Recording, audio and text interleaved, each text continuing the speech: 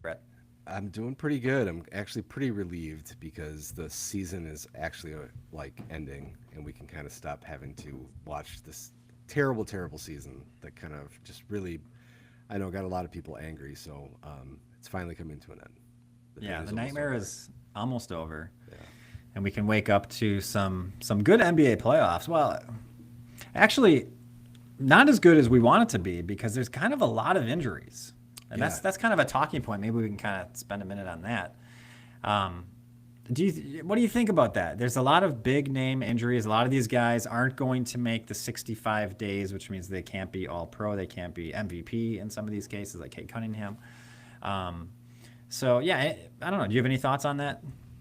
Well, first of all, I don't know if I have a real big problem with like the 62 game, 65, whatever. 65 right now. Thanks, 65 game rule. I don't know. It's just like we grew up in an era where they were playing all the time. Like 65 games doesn't seem like a big deal. I mean, like if you get injured, like you get injured, like that should be part of it. But I really don't have a problem with it at all. There's too many guys that just rest for real no reason. They make way too much money, so they should rest. I mean, I can't blame them, but you're gonna Mm-hmm. sacrifice something. But the injuries going into the playoffs really does suck because I really love the NBA playoffs. They're just so exciting. There's no series that's like boring. I shouldn't say that. I mean, every once in a while there is, but like a lot of times they're very competitive. So yeah, it really sucks because you don't want teams to win a championship just because other players are out. Like Detroit, it would have been interesting to see how far they could go. I don't know that Cunningham is out forever, but he was like dealing with something. Like who knows kind of what the outcome of that is. So it kind of just sucks to be looking forward to this final product. And I know it kind of goes the opposite of what I was saying with the 65 game rule because it potentially could guarantee some healthy players, but I mean, you can see right now it doesn't. There's too many injuries that are coming at the end of the season, and I don't know. That's my thought. Yeah, so 65 games means they can miss 20% of the season. So that's like it's a decent amount. So like you have to play 80% essentially. So if they change that to 75%, I mean I guess I'd be okay with that. But I mean I like the premise that you have to play a certain amount of games. Yeah. So where is that line? I don't think so. 65. I don't think it's egregious. Anyone who's like so upset about it, I think, well, I don't know. I mean, you missed 18 plus games. It's kind of a lot. It is a lot. But yeah, I'd be fine to change it. I think maybe they should. Although maybe they shouldn't, because I mean, at the same time, they're trying to get these guys to play, right? They're trying to like not have you sit. That's kind of the whole point of this thing. And why is it that guys have to sit every once in a while for seemingly no reason or like a little minor injury when 30 years ago that just didn't seem to happen? I guess I don't have the stats in front of me, but I feel like Jordan played almost every game, didn't he?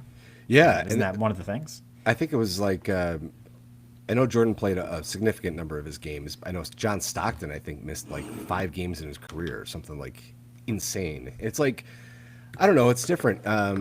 I hate to be like the guy that makes it seem like it's all about the money, but like the other guys were making good money, but it wasn't like insane. So they still had to try hard because they loved playing the game. Now you can be, the eighth man on a, you can be the 10th guy on the bench and be a millionaire.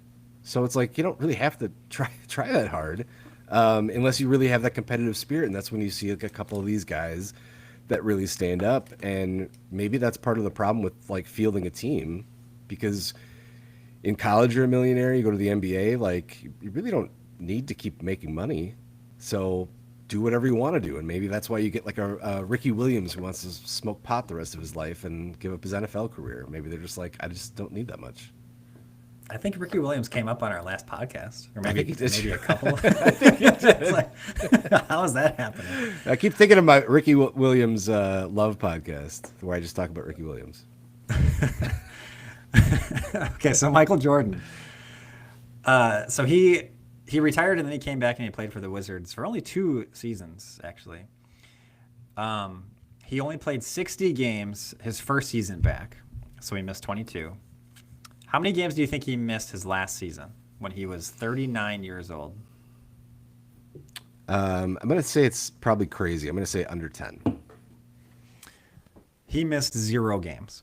Wow. 82 games to the age of 39, playing 37 minutes per game. Okay, That's this happened crazy. 2002, 2003 season. I mean, Michael Jordan's the best player of all time, so maybe he's not the best example. But still, I mean, we're comparing him to like a LeBron James. I could look up his, but I mean, he's missing games here and there. He's actually plays a lot. I mean, he's not a guy who's missed a ton, but he definitely takes games off. One of those seasons, it felt like he like took a vacation week. If you remember Yeah. that, he like Yeah, needed for to sure. like reset his mind or something. I mean that's not happening back, especially with Jordan. No. But yeah, he played 82 games. So the last 3 years that they won the championships, 82 games each of those years. He was hurt. 2 seasons he was hurt and he played 17 or 18 games. One season he played 78. Otherwise he played 80, 81, or 82. I mean, he basically Wow. played every game. That's wild. It's just tonight we were showing the girls highlights of Dennis Rodman because, I'm trying to explain like each player on the court has kind of a different role and maybe they're just doing this or that. But, you look at the clips of Rodman and yeah, they played in the playoffs a ton and they're in the championship. But every game, I don't care who it was, it looked like he was playing for like the last time he might ever play.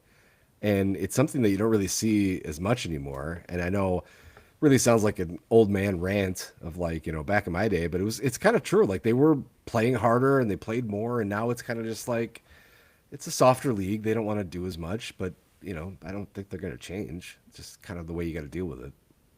Yeah. Yeah, and I guess it's a mystery somewhat as to why are these guys getting all these injuries, a lot of these calf strains, a number of Achilles, and so that's I'm sure they're running all their studies and trying to figure it out. But it is kind of it feels like a weird thing. I guess I don't know the actual stats of it as to like how many calf strains, per year compared to 20 years ago.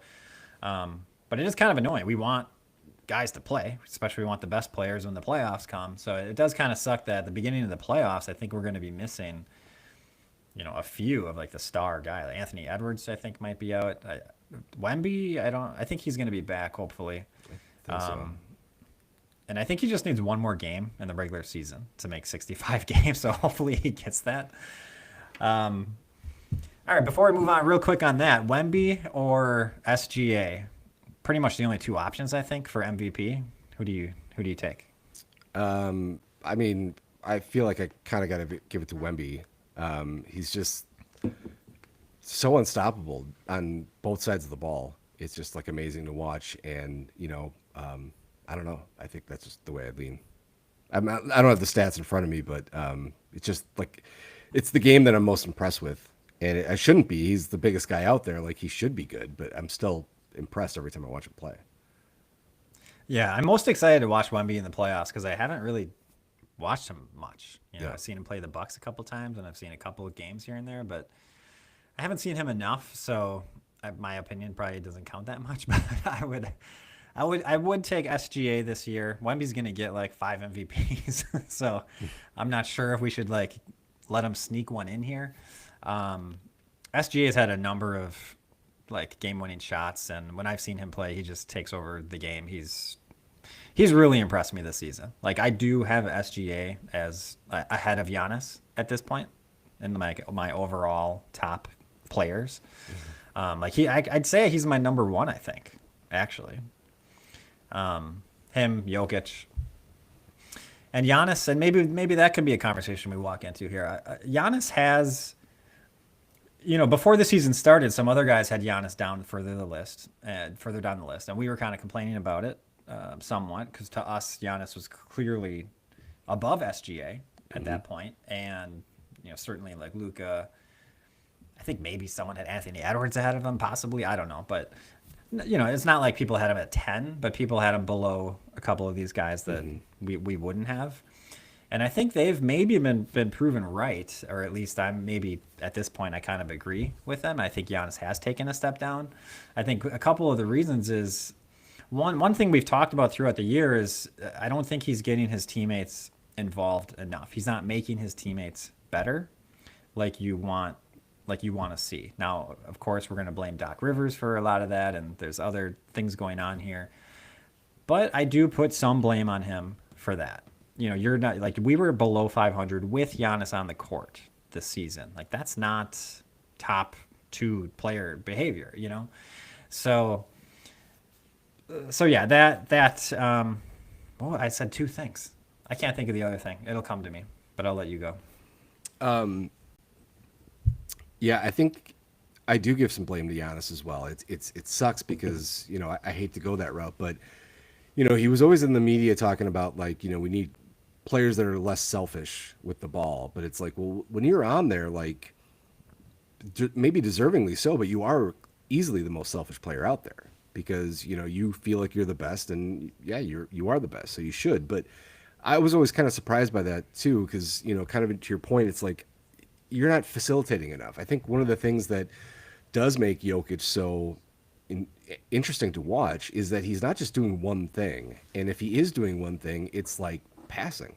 Like that's the thing that he kind of excels at more than anything, which is such a key thing, when you're looking at a player. It's like you're either going to be so untouchable as a scorer that you can just take over the game all you want, or you have to be able to have, more tricks in the bag. And Jokic does that. He's great at facilitating the pass. Giannis has had that moment, but you've said before too. It's like you would really like to see him averaging 10 assists a game versus the games where he's got 5 or 6, which just doesn't seem to fit right. Especially when everybody knows the game plan is Giannis is going to drive to the hoop, which he should because he can do it.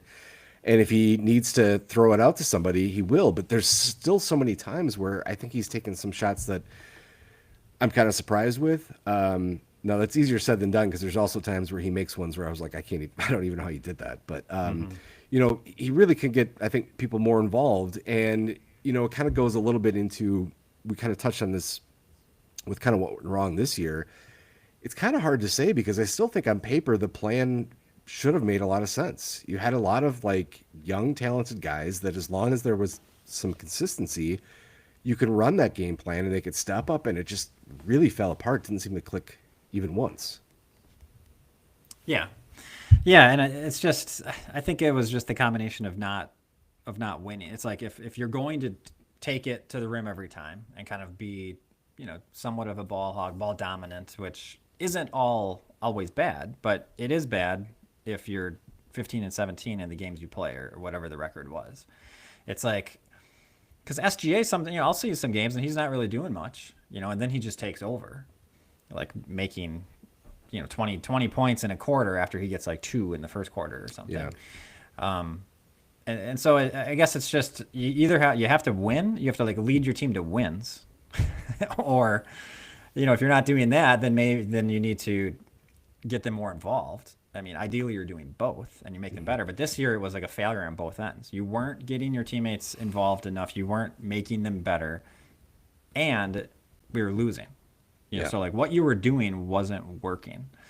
And if you're that good of a player, like you're going to be better than 500. It's not like the Bucks have nobody on their team. It's not like they have all rookies who are all figuring out how to play.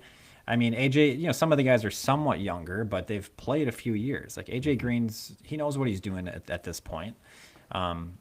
So there's just, there's not a good excuse. Like you just have to take responsibility at some point. And that's what I'm hoping he does this summer, is kind of take that responsibility and take that challenge. And I think we talked about it, I don't know, 1 or 2 episodes ago, about how that's like the ideal would be him kind of taking on the challenge. I mean, like I want to take this like terrible team that we just had, terrible season, and turn it around and become a champion again with this team, rather than bail on the team and just be like, I'm just out.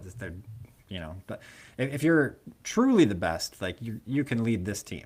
You don't have to go like Kevin Durant and just get traded to the best team and win a championship. Like that doesn't fit. That doesn't seem like that fits Giannis, which is why I keep thinking he's going to stay, because it just fits how he talks about approaching challenges. Unless there's been kind of more personal failures, and he's offended personally, then those kinds of things maybe would lead him to leave. But yeah, anyway, kind of switching to the Giannis conversation, which we always have, because there was new information out, a lot of new reports from both local reports and national reports that say opposite things seemingly. Anyway, I still conclude that I think he's going to stay because I think he wants that challenge and that fits who he's been. That's my thought. Yeah, I think something was going on this year that was off the court. Maybe it could have just been like, some personal issue that maybe wasn't as bad as it could have been. He could still play with it, but something just seemed off because, we were debating this the other day. One of the reasons I like Kobe Bryant, ahead of LeBron is the kind of the killer instinct that I think he always had that LeBron seems to kind of come and go with. And I think, kind of touching on what you said, Kobe Bryant was on some really bad Laker teams until he was able to put the team on his back and win it again. And it was like, he did that. Like, you look at that team and you weren't like, oh, Kobe also had, well, yeah, he had Pau Gasol, I think. And, Gasol was great still, but people remember that as Kobe's team with a bunch of guys, and I think that's the exact same thing that Giannis is trying to maybe do here. It's like, look, the easy thing to do would be to have come to Milwaukee, win a championship, and walk away and know that you'll be the most beloved Buck forever, no matter what you play, and just kind of ride off. He has every right to do that. But I don't think that he's the type of guy that's going to take the easy route. I think he's going to come back and, to your point, prove people wrong. Like, I am so good that I can take anybody, and we're going to figure this out, and we're going to get there. Yeah. I do need to talk about the Sham story a little bit, how annoying it is, how we always talk about this. I don't know if who's out there has read the Sham story, but it was very negative towards the Bucks Giannis relationship, basically saying Giannis asked out in the summer. He asked out like 2 weeks into the season. He asked out before the trade deadline, and they've been at odds the whole time. That the executive said he would be traded, and then he wasn't. So it really painted this picture of he's trying to like push the Bucks to trade him, for the past year, and that he's like upset that it's not happening. But then you don't really get in his story. You don't really get many details. You never get quotes of Giannis or anyone close to Giannis, and you always get like anonymous sources, and it's just like, well, I don't know. And there's not really many quotes per se. It's more of just, I don't know, just kind of talk about the situation, like this happened. Then in the Sham story, you did get some kind of nuggets about the season, not really Giannis per se, but just like, because part of the theme of the story was like Bucks' disastrous season, understandably. And one example was Kuzma. If you remember that game, he was just benched, did not play a second in one of those games, and it was weird because he played, every game he played. And apparently there was a team meeting the day prior, and Kuzma basically told Rollins and KPJ to not listen to the coaches and just like be who they are, play their game. And the coaches were kind of pushing them to do it differently. And so the main thing was Kuzma told them not to listen to the coaches. Doc got wind of that and benched him. And it's like, well, that's interesting. Like that would have been a good story to come out at that time. But it kind of just painted a picture of what's going on during the season. But what's interesting is that wasn't Giannis. That had nothing to do with Giannis, And so like this disastrous season, it seems like there's a lot more there than just Giannis. And they really painted it with this Giannis storyline, the fact that he wants out and that's affecting everybody. Not to say that there's not some truth to that, but there's more going on. And there's apparently players not listening to the coaches, not agreeing with what the coaches are saying throughout the season, which you'd think would it's not surprising that leads to losses. It's not winning basketball when the players and the coaches are at odds and it's just there's no continuity there. So what I found interesting though, there's a lot there that has nothing to do with Giannis, but the whole the main point of the story was Giannis. Yeah. Giannis wants out. Giannis wants out. Then you get the local story the same weekend from the Journal Sentinel. It's an interview with Giannis, lots of quotes from Giannis himself. And it just doesn't it's like a different story. Yeah, you know, and of course Giannis could be lying. He's not going to maybe share the whole truth. Maybe it's half truths. So it's not like, you know, maybe stuff happened behind the scene and Giannis isn't going to tell us about it. That's fair enough, but it's still very different, very negative from Shams. And then Giannis is saying things like, I'd like to be here if it can work. I want to stay here, you know, but kind of putting parameters on it, putting like, well, things need to be a certain way, but I do in an ideal world, I'm in Milwaukee. I mean, that's essentially what he's saying. I forget the exact quotes, but he's basically saying, I want to make it work here. It's like, why would you say that if for a year you're trying to get out? Like, I don't think you're going to say that. It's just Right. the two stories don't work. You know, there's obviously tension. There's obviously issues here. The Bucks are in a tough spot. You know, there was probably some trade talk. It's just, I do not believe Shams' story. And what really gets me is everyone latches onto that story as if it's gospel. And then the Journal Sentinel and the Eric Neem stories just totally get ignored. That's what I really don't understand, especially the Eric Neem stuff, because the Athletic is not really a local publication. It's based on the New York Times essentially. So like, why is that's like a national publication? But it just the only things that get talked about are the Shams and the ESPN stuff, and that just doesn't. I don't like that. Well, it's, I mean, ESPN is too big, so they're everywhere. And the problem is, you know, we grew up watching ESPN because they showed clips of sports. Like that's kind of what it was. Like you didn't even have to deal with a lot of people talking. You had like your favorite anchor because you maybe saw them narrating, you know, for 30 minutes, but you didn't actually see them like share an opinion. That's why ESPN was awesome. Now ESPN is so big that you could literally put it on and hear people arguing 24 hours a day, just literally on your TV going back and forth. And so they can put on anything they want and they can control the story. But you're right. I mean, it's like every time Shams writes an article, it's like he wrote it on ChatGPT and just said, like, write a story about turmoil without giving me any actual facts. And it's like, that's kind of what the stuff is. And it's, you know, I still think we kind of touched on this a while ago, but as you were talking about this, I really wonder if there's something to the truth of we kind of floated out a conspiracy that when Adrian Griffin was here and got fired, that there maybe there was something to like Giannis didn't like him, and they said, okay, you can have this firing, but we're gonna get the next guy, and we get to decide how long that guy gets to be here. And Giannis probably was in a position thinking, yeah, no problem, you're gonna come get maybe in that case Kenny Atkinson because that was the rumor that Horst liked him. And so maybe he agreed. He was like, okay, that's fine. Like, you're going to get me somebody good. Haslam comes in. They get Rivers. They sell him on, this is Doc Rivers, you know, the top 10 most winning coach. He's got a championship. He's like, all right.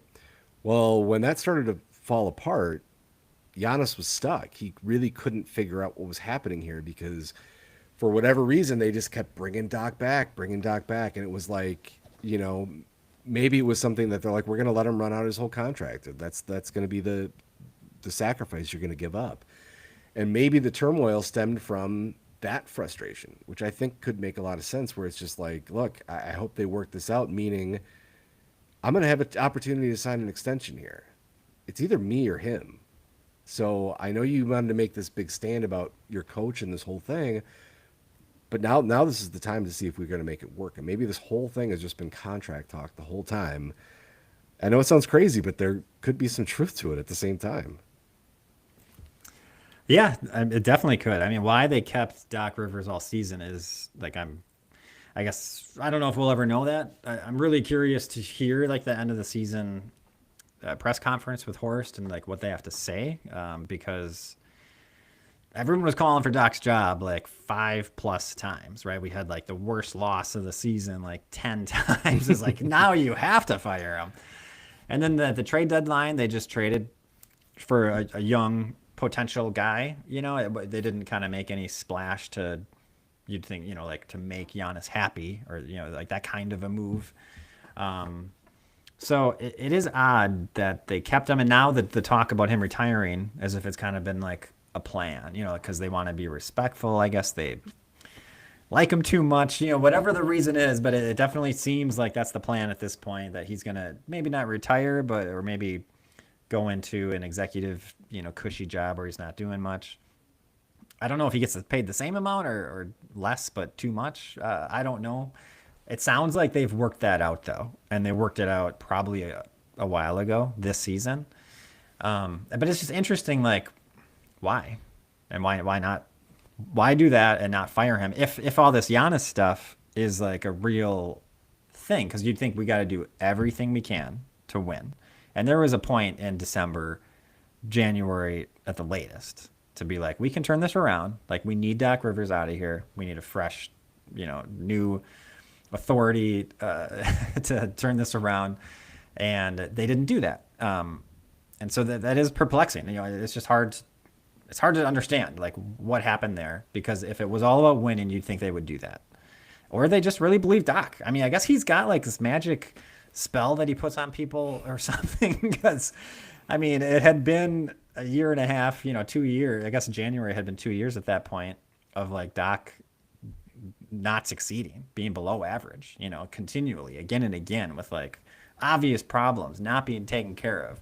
We had this whole offseason talking about how the Bucks are going to play, and then they don't do it. So it's like, what is going on here? So it's a season I can't explain. We need more information. So I am waiting for like the tell-all book about like what's been going on, because there has to be something there. I agree. There's another conspiracy theory for you, but I think again this one has a little bit of legs. So when you go to Fiserv and you look up, you can see Doc Rivers' Marquette jersey hanging from the rafters. Mm-hmm. There's no way that he's going to take a job in the home of where his jersey is retired and get fired.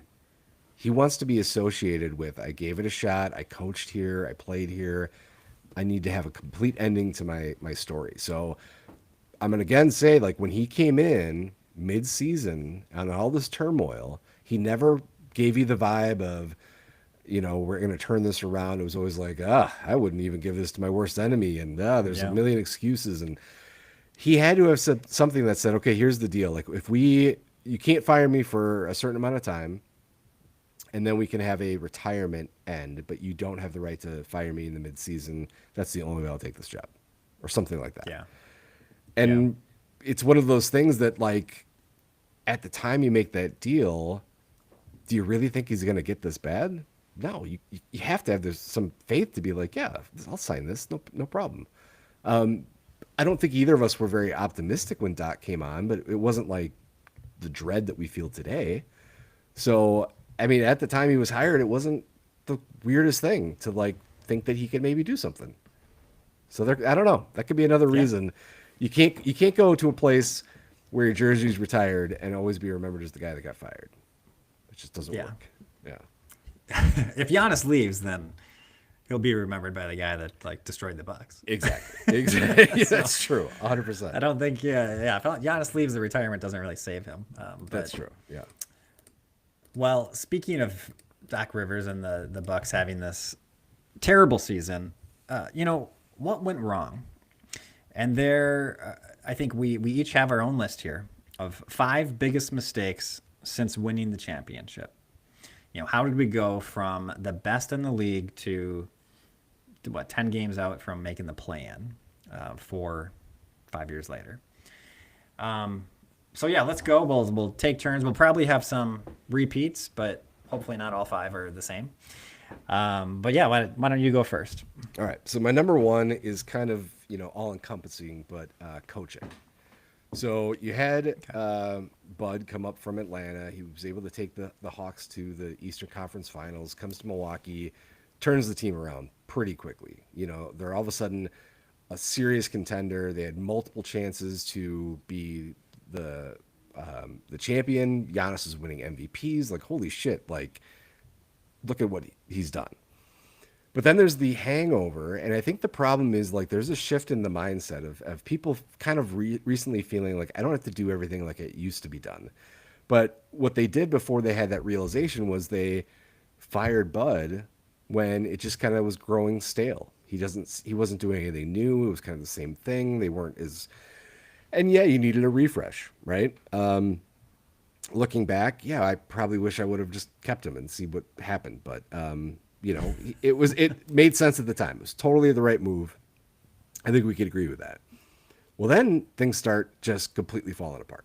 And this is kind of the all-encompassing, like, what has derailed the Bucks. This is chapter one, in my opinion, because you fire the championship coach, you bring in a young, talked about assistant that, at the time people were like, what a great hire. This guy is like a defensive-minded coach that used to play. He's going to fit with the players that Bud has. And the guy is just kicked to the curb in the middle of the season. No explanation. Nobody wants to talk about it in the media and the Bucks. Like, it's just kind of like a non-story. Like, we all saw him coach and get fired. Why can't you tell us what happened? No, we're not going to tell you anything. So then all of a sudden they wheel out a retired Doc Rivers in the same way that, like, I get mad at ESPN for, you bring back Chris Berman to do 90 seconds of like football highlights. Like, the guy retired. Just let him just relax. Let Doc be like, why? I don't understand that. Nobody saw that coming. It made no sense. And all of a sudden, as soon as he starts to suck, they just dig their heels in and be like, no, this is the guy. So I think, the single issue that you look back on, and there's a lot of like pieces around it, but the mistakes around coaching have got to be number one, in my opinion. Yeah, well, one of mine was hiring Doc Rivers, so basically similar to that. I think firing Bud was the correct move, and I think that was somewhat proven correct with him coming back to the Suns and failing. Yes. And I think Yeah. the game changed, and he didn't adjust to it. And I think we were the Bucks.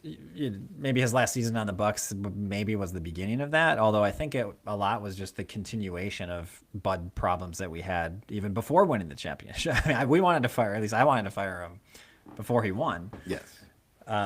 Which I guess was wrong because he won a championship. It's like the team was great. I mean, it certainly would have been better just to keep him.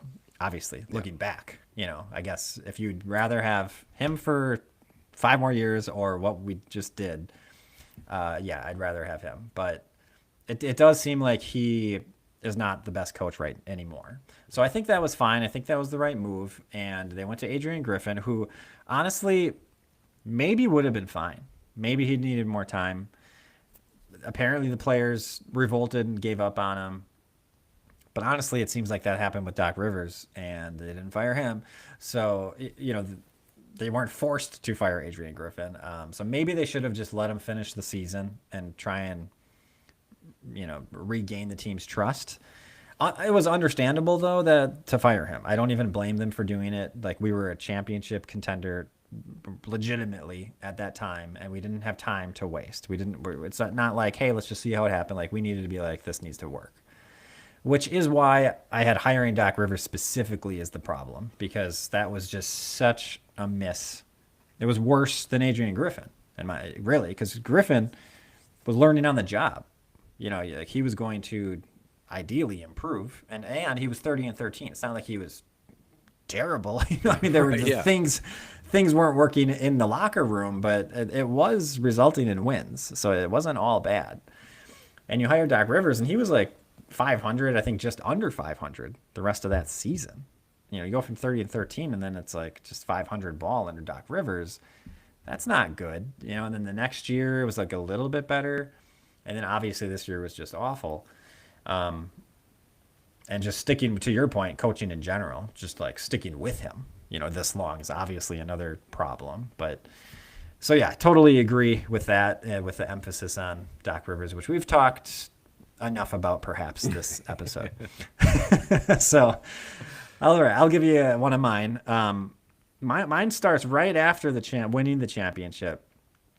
The Bucks decided not to re-sign PJ Tucker, and I think that was a big mistake. At the time, we didn't like it. Most Bucks fans didn't like it because he was beloved, awesome, midseason trade, win the championship. He was vital to that team, and he. It wasn't going to cost a crazy amount. I know that the Bucks were, luxury tax, second apron, whatever, all the stuff. And that, I think, was a big reason as to why they didn't sign him. But they probably could have figured something else out. And they just didn't prioritize PJ Tucker as a member of this team, as a championship team. And so I think that was a big mistake. But I'd say one of the 5 biggest mistakes is just letting him walk. He signed with Miami, I think. Yeah, I think it was Miami. Yeah, and it's just like, especially after he signed, it was like we could have done that. Like, why didn't we do that? I forgot who we got like instead of him, but it didn't work. Whoever that was. Yeah. Yeah, he was. That's also on my list as well. It was. I mean, you covered everything very well, but it was also like he just was that heart that the team needed. I mean, you even had it at the championship parade. Just talking about this team and like getting everyone excited. It's like you need a guy like that. And I know I've said it before, but like if you don't have somebody that's like getting this team motivated to play, like it doesn't matter. You watch sports and there's always somebody that says like, I'm so inspired I could run through a wall for the guy. It's like that's the type of people you need, that you're just like, yeah, you know what, we can do this and we can. And it sounds so like kind of cheesy to say, but that's what you need. If you have somebody that's like, you know what, I don't even know why we're going out there. We're probably going to get our ass kicked. It's like, all right, well, yeah, we probably will. So, all right, let's do that. And we haven't had a guy like him. And maybe the closest guy we've had to him is Patrick Beverly. Yeah. But the problem there is that Patrick Beverly was like 35 minutes a game, like big. I mean, I wouldn't have played him that much, but the way that Doc Rivers played him was like he's the main guy. He's playing all the time. He's not like the 5th guy. PJ Tucker was like the 5th guy. Yeah. But he was the dog, and he was super important. And Patrick Beverly had some of that dog in him, but we need that like just on the not as like the main guy who's handling the ball all the time and doing everything. And so I think that's the difference between that. Other than those two guys, like that's one of the things we've been missing. We don't have like that dog guy. Yeah, and I mean the players that we've had on the team, Giannis seems to be pretty laid back and quiet at times. I mean, obviously you watch him play and he gets fired up, but like his interviews and stuff. But like Brook Lopez is kind of like that. Chris Middleton is like that. These guys aren't very big vocal guys, and sometimes you need somebody that just kind of fires them up, and that's really been lacking, and it's pretty obvious. And I think the thing that bothers fans so much is like it's pretty clear. Like you said, Patrick Beverly came in, and everyone saw that spark, and it was just like, oh wow, this is great. It wasn't really working the way you wanted it to, but it was like, all right, like clearly this is how you get some energy, and you just don't address it. And I know that maybe it's not so easy to find the energy guys out there, but sometimes it is. And when you have them, just sign them. I don't know. It's kind of a waste.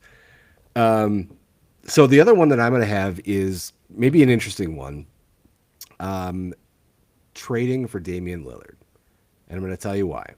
Okay. So I think we've all agreed that going back, we would have done that trade every single time. You go for Damian Lillard.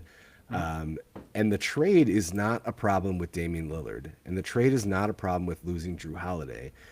The moment we traded for Damian Lillard, we changed identities of the team. We became successful as a defensive-minded team. Giannis is in Defensive Player of the Year conversations, won it. That's what we were doing. Adrian Griffin comes in, and the team starts to be more offensive-focused. And maybe that was something that really got the players off. So you bring in Doc, who's supposed to be the defensive guy. I think that's what he's supposed to be known for.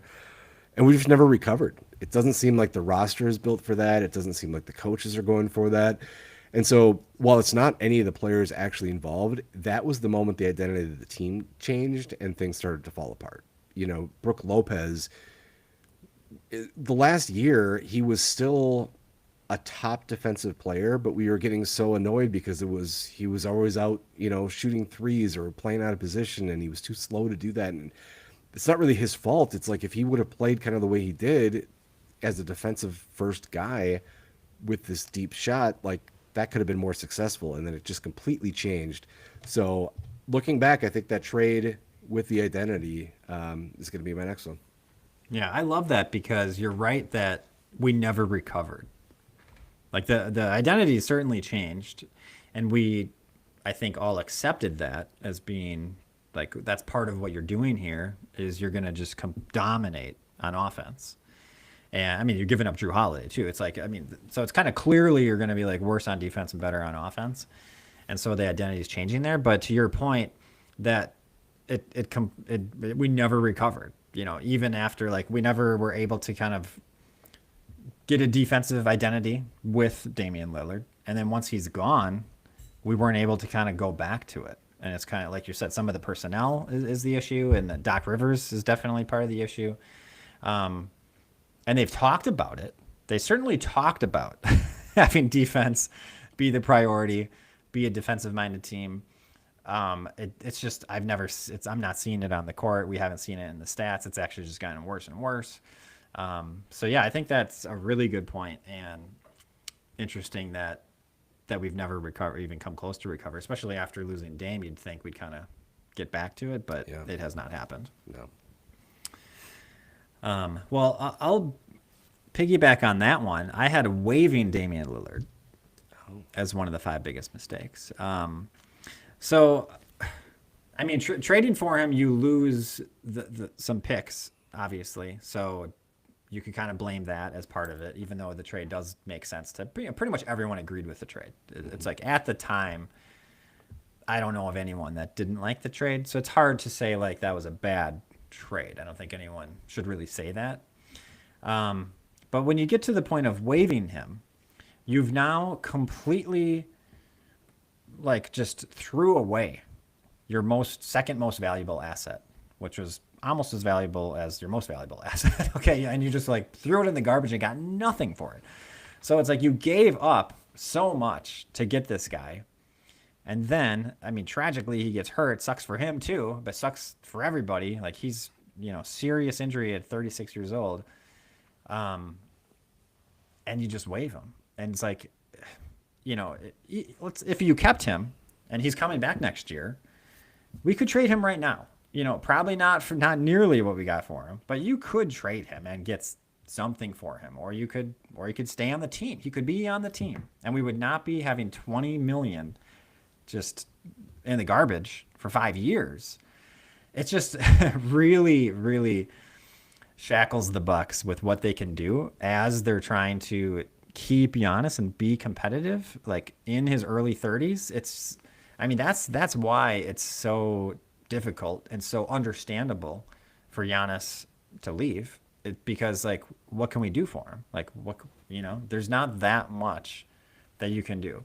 And I mean, we've talked about it. We're getting to a point next season. We have 3 picks we could trade. Like, we still can do stuff, but it's so difficult. And it's just like, if you do that, now you have nothing again for years. And so waiving him, any assets that you could gather are gone. Either you have Damian Lillard or you have some assets for trading him, and now you have like neither of those things, and you're negative $20 million to start the payroll every single season. And so it's just, that only made sense if you were competing for a championship this year, and we're obviously nowhere close to that.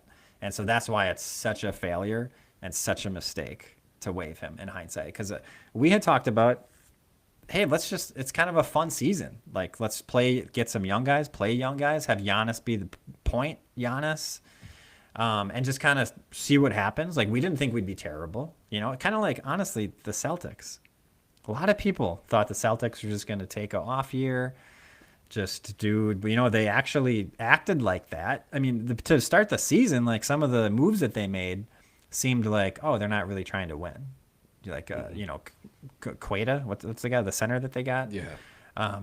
Ended up being pretty good, but it's like, did anyone expect that? Obviously no Tatum all season, so you're just thinking they're not going to be as good. And here they are. They're like basically the favorites out of the East right now, especially because Tatum's back at the end of the season now. And so the Bucks, it's like that could be the Bucks. You know what I mean? It should be like that. That just shows the difference of where the franchises are of the Celtics and the Bucks. There's no reason that the Bucks couldn't have done what the Celtics just did. There's no reason. So it's a lack of, whether it's personnel, whether it's coaching, whether it's a combination of the two, whether it's a lack of leadership from Giannis and like what he could do and why we're talking about how he's not, top 3 anymore. That's really upsetting, and that just kind of compounds the mistake of waiving Damian Lillard. I don't know if I can even add anything. I think you nailed it. I think you're 100% right. But the one thing I kind of got from that is, maybe John Horst is a bad GM. I mean, I think we talk about how good he is, but if you start thinking about some of these Mm-hmm. things, like Yeah. there's a really stupid move looking back, like you said, the way that Boston is. We traded Chris Middleton, which at the time everyone was like, okay, good call. You got to shed that money. He's not playing as well. Well, then he goes to Washington and looks pretty awesome. And then he goes to Dallas and looks pretty awesome. So that looks terrible. Looks like a very stupid decision. In that same Middleton trade, we traded AJ Johnson, who was a guy that nobody thought should have been drafted in the first round, yet Horst takes him. He gets traded to Washington and does one of the classic Buck things that we've talked about before. Within the first 2, 3 weeks on the team, he has one game that he looks awesome. And you're like, oh man, like what a waste. Well, he's not in the league anymore. He didn't make the team with Dallas, and he's in the G League, and people are like, this guy blows. Like he's just really terrible. And you drafted him in a time where you needed to win now, and you picked this raw developmental player who sucks, can't even play in the league. You've given up Middleton. You've given up Drew Holiday. You gave up a lot to get Damian Lillard, and everyone thought you were a genius. And then you just, like you said, threw it in the garbage and kind of forgot about it. It just, I don't understand what's happening. And, we've tried to make excuses for it and say that maybe he's just being run by the owners, and that's very possible. But I don't know. Now I'm maybe starting to think that he just is really bad at his job. There was something I saw, and of course, you can't believe anything you see on Twitter or X, but somebody, I thought I heard that John Horst was quoted saying Doc Rivers has done a phenomenal job this year, or something along those lines. Whoa. And it was like, hold on, if that's true, I really don't know what to think anymore, because like there's no way you could say that. Like you said, you're looking forward to the end of the year press conference to get his real thoughts on kind of what's happening, and we're expecting to say Doc is gone and we're resetting, and we're going to find a new identity for Milwaukee Bucks and stick with us type deal. But if he's actually saying that Doc Rivers has done a great job and is like drinking the Kool-Aid of Doc Rivers, who has 1,000 excuses for why everything is broken except him, I don't know. Maybe that's just kind of tied to it. I don't know. I'm really starting to think we haven't had any draft picks that have even been good. Like, I mean, we had DiVincenzo, I think, was under him. Didn't really maximize his skill. I know he's kind of on his second or third team since being on our team, but like, I mean, he's good now. he's still good. the Yeah, past exactly. 3 years he's been good, but he wasn't. When we traded him, it was fine. It made sense. Right. Yeah. But looking back, it's one of those things like the guy that traded SGA to get Paul George. Nobody thought he was going to look like the stupidest person that ever lived. Nico Harris came in and beat that, but it was like, look back, and you can't be the guy that made that trade. You're like, I don't know what I was doing, but I don't know. It could be like that. Yeah. So So I what guess- do you got next? Yeah, I'll go with my next one. This is kind of a cop out, but injuries. I know it kind of sucks, but we've been dealing with some really bad injuries since the championship. Chris Middleton could not stay healthy. All of a sudden was being tagged in our own friend group as a fragile player. This guy's never healthy. Well, it's not really the case. It just really seemed like it. Like the guy could not stay healthy. And then Giannis is dealing with injuries. Dame is dealing with injuries. Like it was just one thing after another. And I'm not getting any credit to Doc, but there is truth that like there's always somebody hurt. You just can't deal with it. And it's like that is a significant thing. Going back to the beginning of the show where it's, what's going on with these injuries, like the Bucks cannot stay healthy. And if you're playing less and you're supposed to have better medicine and conditioning and training, this should not be happening. But we can't get through a season without some major piece on the team getting hurt. And, I don't think it's controllable, but that is a huge factor in kind of where things have kind of gone off the rails.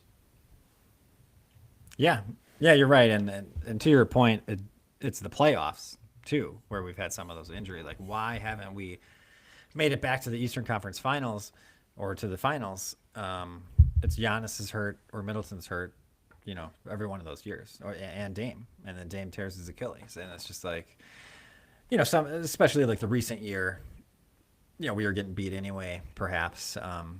So it's not a full excuse, but some of them for sure. I mean, the year after the championship, we didn't have Middleton, and we went 7 games against Boston. I think with Middleton, every Bucks fan thinks we would have gone back to the finals with Middleton that season. So that was a huge bummer. But yeah, then the next season we didn't have Giannis, and it's just one after another. So whether it's during the season and then into the playoffs, we're just not healthy. And other teams have the same deal with the same thing. But I mean, if you're missing if your best player is like a top 3 player and he's hurt, you're probably not going to go to the finals. I mean, that's like, it's kind of like, okay, that sucks. So yeah, definitely. All right. Well, one of my other ones was, you kind of touched on it. I'm going to say the 2024 NBA draft. We had 2 picks. We had 23 and 33. And this is, as you said, this is a time where we're really competing to get back to the finals, like win now situation. We have 2 pretty good picks, one first round, one early second round, that are, pretty decent assets, especially like in the year. Like you can trade them right now. You can have this pick to teams who want to kind of rebuild and pick a younger guy who they don't have to pay a lot. So very tradable assets to get if they want to make a trade. And I don't even know if they tried. I don't know, but that didn't happen. Okay, all right, fine. You're gonna pick players with him. All right. Well, it comes time to pick, and they pick AJ Johnson, a complete project. There's no chance he's playing that first year. It's just such a stupid decision. So stupid. It's like, it's stupid for the win now. Okay, you're thinking like it's like 2 galaxy brain. Like, oh, we're gonna pick this guy, and he's the next Giannis, and in 5 years he's gonna be the best player in the league. I mean, if that works out, I guess great. I guess you just took Aaron Rodgers, or you just traded up to get Jordan Love, which isn't quite as good, but kind of worked out, I guess. But that's the kind of thing you did, and it's so risky, and it's just so stupid, and it completely didn't work out. Like AJ Johnson's in the G League. I guess he's still around, but I mean, maybe he'll be good. He's so right. It's only like a couple of years later, so I guess there's a chance for him. I mean, Ryan Rollins was, undrafted, cut, 2-way. So maybe AJ Johnson becomes good at some point. But if you're going to draft him and give up on him a year later, what are you thinking? I thought the whole point was he's a project. So it's just, so that just compounded the problem. Like now you're a complete idiot for drafting him because you didn't even follow the plan through. So that is just, at the time, was so stupid and just so upsetting. Like Ryan Dunn was a guy that we were calling, people were calling for because he's like a top defender. The problem with Dunn is he sucks on offense and he couldn't shoot in college. But we needed defense, and he is starting on the Suns, playing great defense. I think he is an okay 3-point shooter. I guess I should check that. I don't know. He was for a time. Is he still? I don't know. But he does play. He plays for the Suns. He's a really good defender. He's the kind of guy I'd like on my team to go to be a role player on a team trying to make the finals with a Giannis on the team. It's just like, why did you not take that guy? Why didn't you take Terrence Shannon Jr., who out of Illinois, who's playing for the Timberwolves? I don't know. There's guys you could have taken that would make sense, even if they didn't work out. At least they made sense. At least they're like, here are guys we can plug in, and they can be role models this year. And you didn't even give yourself a shot. Then you gave up on it a year later, and it was just a complete waste. I didn't even mention 33 was Tyler Smith, similar kind of guy, and also traded a year later, just totally gave up on him. So it's not like you're going to draft a guy who's going to make a huge difference. Like the odds of that are low is what I'm saying. But the guys you took, it just decreased your chances like all the more. It was just like, again, you're basically shooting the moon here. Like, can we get just crazy lucky miracle? And that's assuming you don't give up on him a year later. So just big mistake. So that one really ties into my last one. So it's kind of a good transition. But, I touched on the draft, you touched on the draft, but just roster building during this time.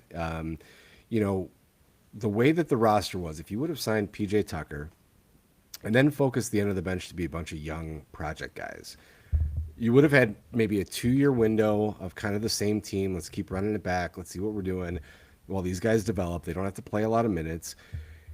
And that never really happened. And it didn't happen until like this year. This year, you look at the Bucks, and if you're watching, there's a lot of guys that these guys might be somebody. You know, you started to see that with Rollins last year. That turned out to be a really good, you know, decision to stick with him and see where he developed.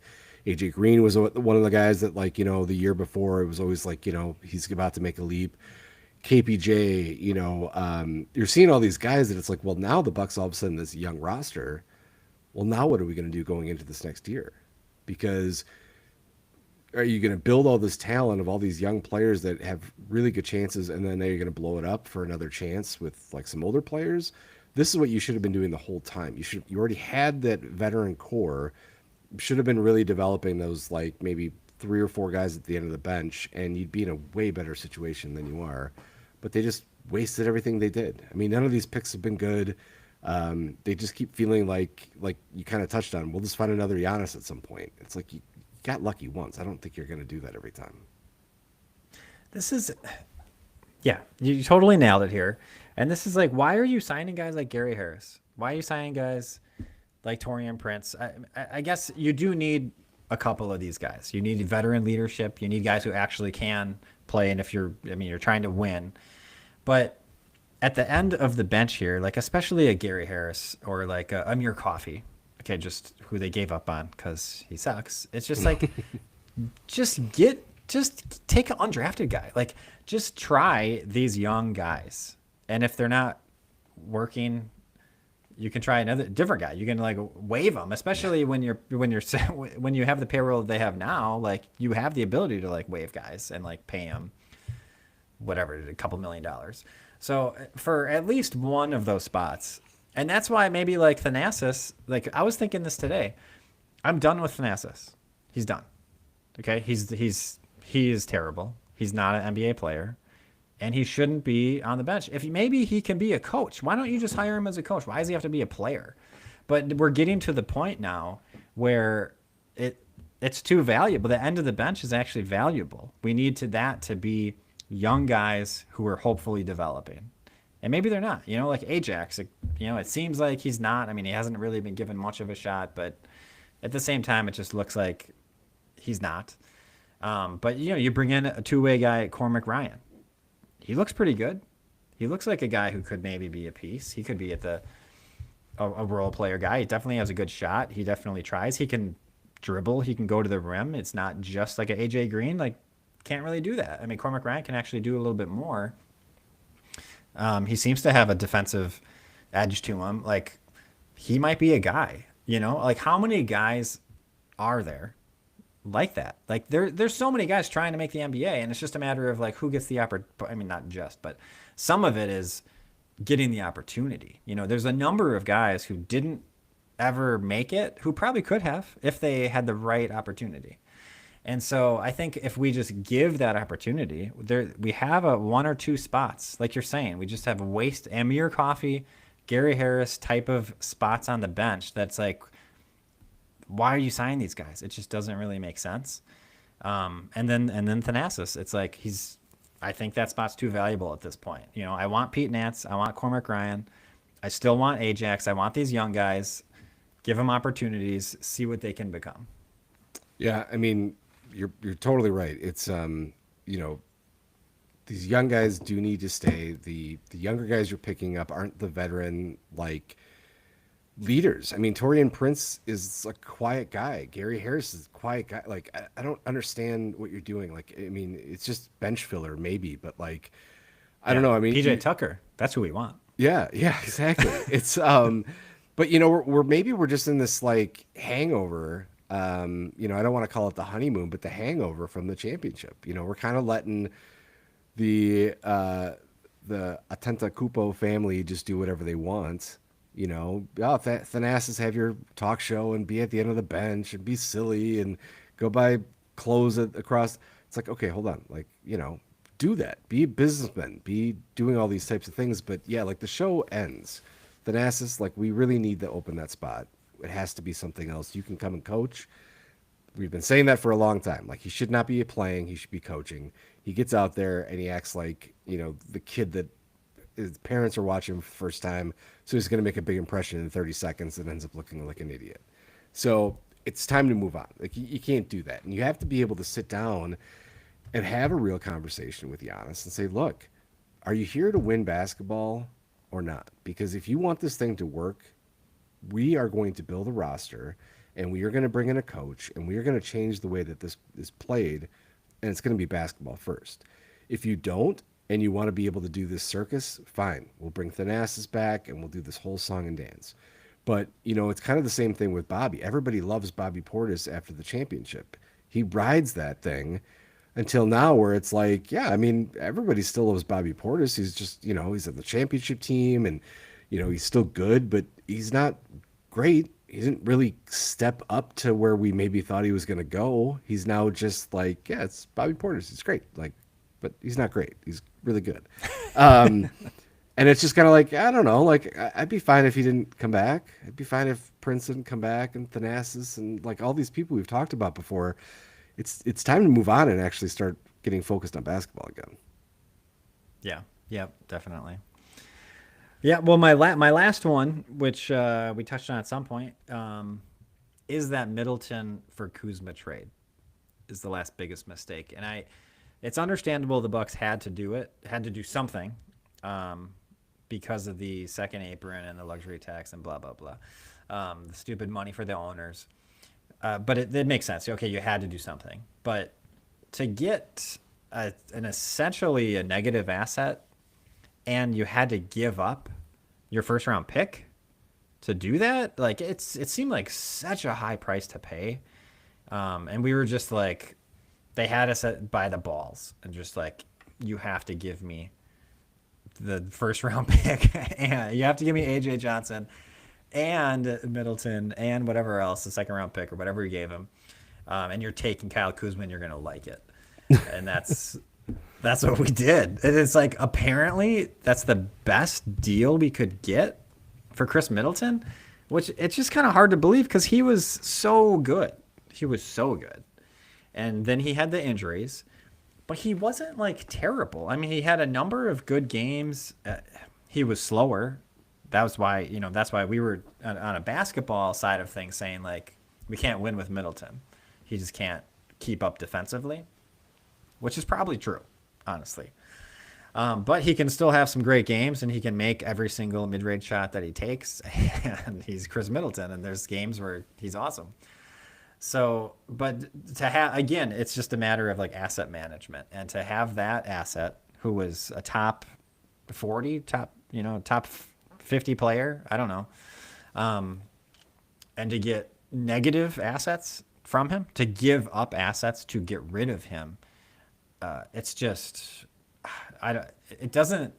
it's just surprising that it had to be that way. Cause like you're saying, he's having actually really good games in Washington. He's having really good games in Dallas. He's like not a negative player. He's not a 30 million plus player. That's how much he was getting paid at that time.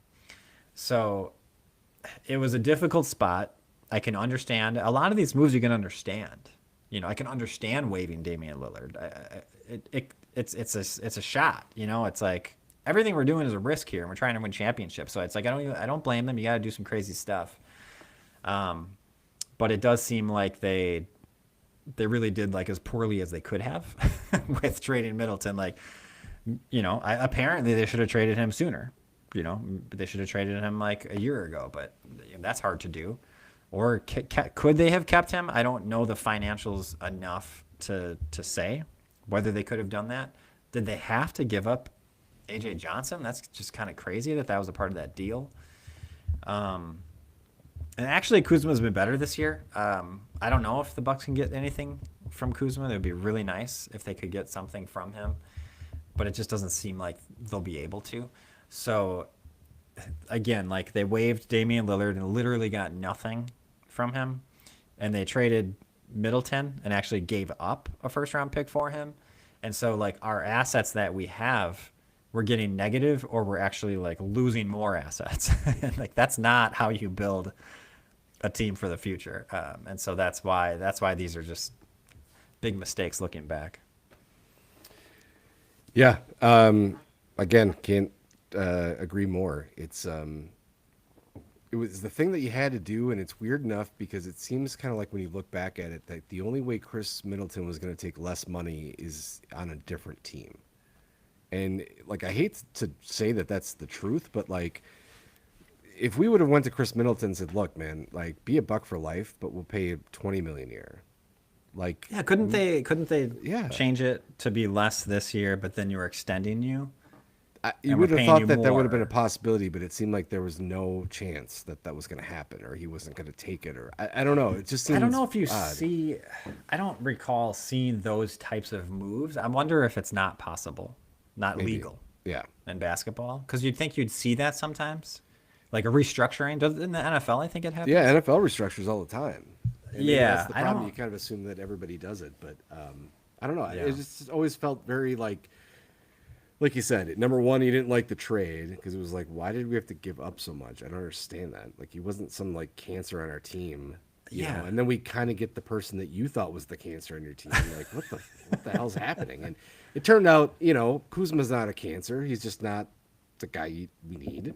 hmm, He's not a doesn't seem like a bad guy. He doesn't seem to be a bad locker room guy. It's just yeah, not the guy that we're looking for. But it's you look back on it, it's like I don't even know what the hell you were thinking. Like that's really a bad trade, and it kind of goes back to this realization I kind of am having tonight. John Horst just might be a really bad GM, and maybe that's part of the move to make. Is he goes, new guy comes in, fires Doc, and we just reset and start over. Maybe that's kind of the point we're at. I don't know. And by the way, when I say start over, it means still sign Giannis. I don't want to start over without him, but something like that's got to give. yeah, yeah. That you make valid points about Horst. I mean, I am a Horst fan, generally speaking, but some of these mistakes are pretty big mistakes, and it's on him. And it's kind of like we give him credit for trying, but they don't work.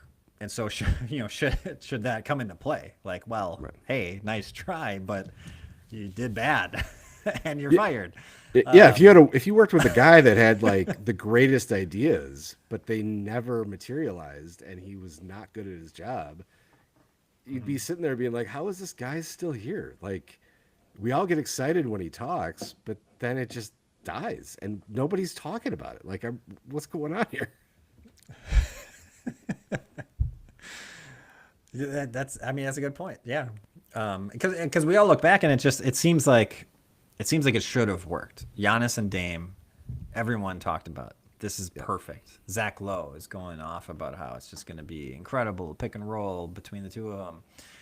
Everyone thought that, and it just never quite worked. And then a lot of injuries as well, and so it just like you thought, well, we need time, and then they get hurt, and then it just never happened. And so is that how much do you blame Horst for that? Is it like that was a bad move, or is it like, hey, it didn't work. Like you fucked up. Sorry, What do sounded you? good, but no. Yeah. What do you think the best thing Horst ever did was with the Bucks? The best thing he ever did. He has hit on. I mean, he's been really good with the two-way guys. I'd say like That's that's true. pretty Yeah. impressive. I don't know how many two-way guys are successful in the NBA, but so that's been good. Did he pick Brogdon? That's a good question. I don't know. I guess we'd have to look back. Yeah. He made, I mean, he's made some of these like the PJ Tucker acquisition mid-season was very good. Um, I, But you know, the thing is, I'd I have don't to. think he's made enough to continue to overshadow the bad decisions that are kind of more glaring at this point. Like, it's not like he is the guy that drafted Giannis, and it's not like he's the guy that pulled off the trade to get Chris Middleton when he was kind of like doing nothing in Detroit. Like, those are Mhm. things that you could be like, yeah, like let's just give him some credit because he did those things, and maybe he'll just turn it around. Yeah, And he's good at the little moves, I guess. I mean, he got KPJ from Beauchamp. Yeah. Like that's actually like that's not becoming a finals team, you know. But it's like that in itself is such an upgrade, I guess. He got Amir Coffey became Jang, so now we have a guy who it's like let's see what he becomes. You know, it's like so little moves he's been really good at, and big moves it has been mostly misses, I guess. Hit or well, he did trade. I don't know how far back Horst goes, but you know Bledsoe for Holiday, right? Yeah. Was that I think- yeah? I It was think- Bledsoe yeah. to Holiday. I mean that was great. Yeah. Everyone knew Bledsoe needed to go. Holiday was perfect, obviously amazing and perfect. So that was great. I think he did that. So he has made some good moves. He has not made good first round picks. No. He's definitely failed at that arena, which scares me about this upcoming draft. Like, oh my gosh, we're gonna draft some AJ Johnson type guy who's like, I don't know what's gonna happen. But so that's a little scary. So yeah, maybe we fire him just for that. Let's just get a new GM to make the pick. Yeah. Whoever's scouting the G League, give him the job. Yeah, that's right. Okay, did we get through your 5? We did. We got through mine. Okay. All right. So yeah, we had a couple repeats, few repeats there, but pretty good rundown. And yeah, I mean, some of the things we talked about, I mean, huge things, really big things here. And and like we said, some of them didn't even sound bad. They were actually good ideas, and it's just, you know, didn't work. So a combination of bad luck with some bad moves, and it's just hasn't worked out at all. But maybe they can turn it around. Maybe you know, the Sixers turned it around big time. The Suns turned it around big time. It's very possible to be a fun competitive team next year. Yeah, you get a new coach, you hit on your pick, you kind of fill out the roster a little bit better. I mean, there's possibilities with this. I still think there is something to having these young shooters with Giannis, but you need to add some defensive pieces and, you know, some other things around here. But there's a good chance that they can kind of come back. I mean, I think the days are gone of us being a top 3 seed, but we should be able to be in the playoffs next year if we kind of do the right things. I don't think that requires that much. Yeah, if Giannis resigns, I mean, that's always the expectation. Yeah. Obviously, I mean, it obviously should be. Yeah, and you got good piece. You got Ryan Rollins. You got some guys. You got Miles Turner. It's like it's not like you have nothing on your team. Yeah. So it's a matter of putting it together. The new coach is definitely the big main piece here. Yeah. So we can come back in, I don't know, 2, 3, 4 weeks at some point. We'll probably come back, maybe do a pre-draft, look to next season type of thing. We kind of talked about this past season a lot today, so I'm not sure if we'll do that again. But season's about over. So next time we're together, the season will be over. This nightmare will be behind us, and it'll be all optimism. So yeah, subscribe and rate us on Apple, Spotify, wherever you listen to your podcasts. Email us at doubledroublebucks@gmail.com. Follow us on X at PodDDB. Until then, go Bucks.